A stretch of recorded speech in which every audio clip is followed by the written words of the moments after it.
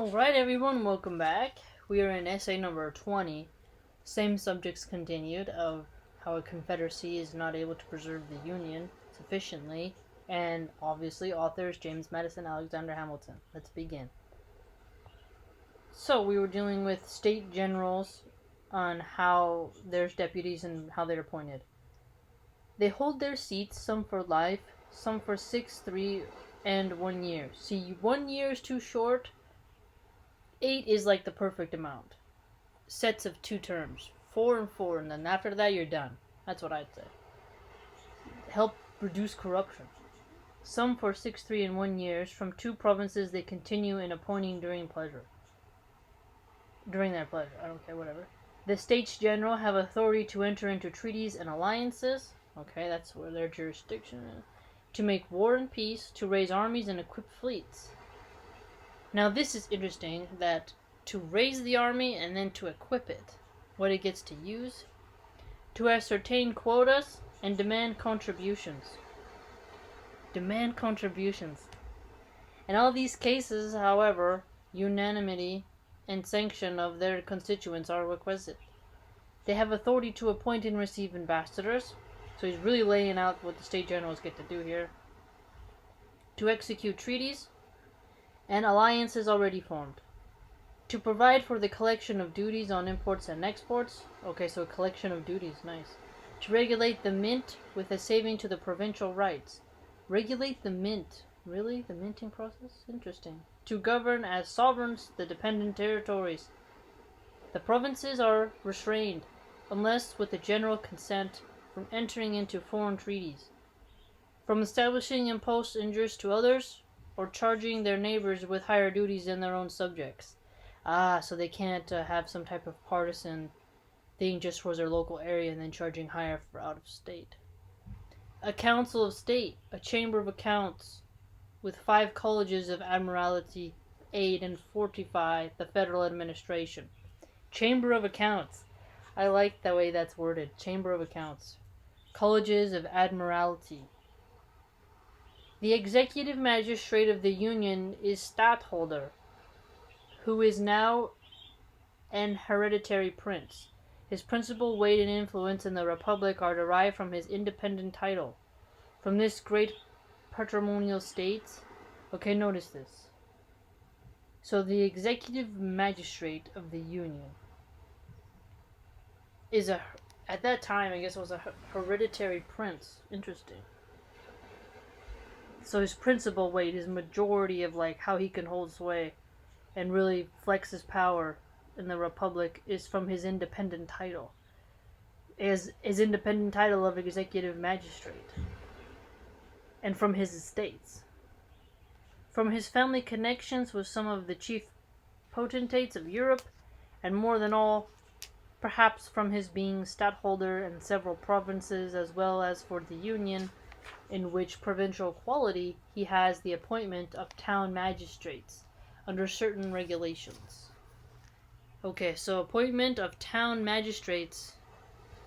Executes provincial decrees, presides when he pleases in the provincial tribunals, and has throughout the power of pardon. Okay, it's got the power of pardon, presiding over tribunals, and carries out decrees. A stadtholder of the Union, he has, however, considerable prerogatives. In his political capacity, he has authority to settle disputes between the provinces. Okay, so that's, States General sounds like somebody who would have to do something like that, right? When other methods fail, to assist at the deliberations of the States General and at their particular conferences, to give audiences to foreign ambassadors, and to keep agents for his particular affairs at foreign courts. Notice this. So, the States General has got to go to these conferences. He has to give audiences to foreign ambassadors. They already stated that. He has to receive them, right? Yeah. And to keep agents for his particular affairs at foreign courts. So, he's got to have people out there, too. Not just receiving, but also sending, it appears. In his military capacity, he commands the federal troops. So, let's put this down real quick. States General. Let's put that little annotation there, because we'll have to know who exactly we're talking about.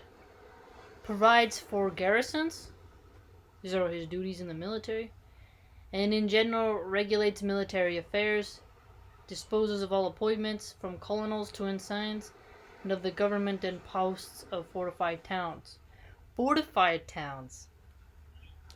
Oh, clearly the States General has a lot of responsibility. Clearly, lots of responsibility. More than I thought they would have. In his marine capacity, he is Admiral General and superintends and directs everything relative to naval forces and other naval affairs. Jeez, end of the Marine. Wow.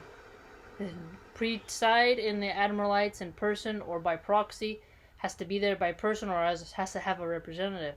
Appoints lieutenant admirals, chooses the admirals too, and other officers, and establishes councils of war, whose sentences are not executed till he approves them.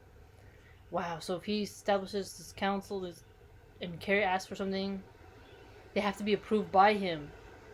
So anything happens in the Marine capacity, he has to approve it, the States General. His revenue, exclusive of his private income, amounts to 300,000 florins. The standing army which he commands consists of about 40,000 men. Wow. Being in charge of 40,000 people. Talk about responsibility. Such is the nature of the celebrated Belgic Confederacy. So write this down. Belgic, Belgic Confederacy. So he just laid out everything what this confederacy is doing. As delineated on parchment. What are the characters which practice has stamped upon it? Imbecility in the government. Here we go. Here they go. Imbecility in the government. Discord among the provinces. So just like really inept, not capable of people doing their job. Discord is like it's too much, it's not harmonious. It's not really functioning smoothly like the machine is kind of set out to be. The humming of work. Foreign influence and indignities. A precarious existence in peace. And peculiar calamities from war. Peculiar, like just really strange. Precarious existence, just not safe. Now, foreign indignities, just disgraces, losing face. It was long ago remarked by Goretius that nothing but the hatred of his countrymen to the House of Austria kept them from being ruined by the vices of their constitution. Well, who is that guy? Grotius of House of Austria. So his hatred, the hatred of his countrymen, and their loyalties to the House of Austria, kept him going. Seems like, wow. The Union of Utrecht, so this is a new one, right? Utrecht. Union of Utrecht, says another respectable writer, reposes an authority in the States General seemingly sufficient to secure harmony. So giving him enough power that he could actually attain the harmony in which he saw. But the jealousy in each province renders the practice very different from the theory. Oh yeah, so it's like, even if he wants to have harmony, because they're confederacies and they're not united, they are going to be more prone to jealousy, he contends.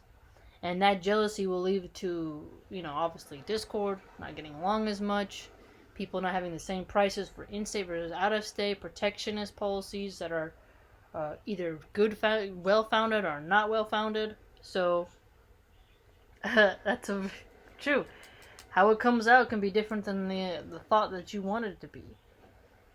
The same instrument, says another, obliges each province to levy certain contributions, but this article never could, and probably never will, be executed, because the inland provinces who have little commerce cannot pay an equal quota. So yeah, they're very rural, they can't pay as much as somebody who lives in a more economically developed part of the country, right? It's quite different. The city versus the rural, obviously we're very familiar with, but again, it reiterates us here of that as well. So it comes down to equal representation of levies and taxes.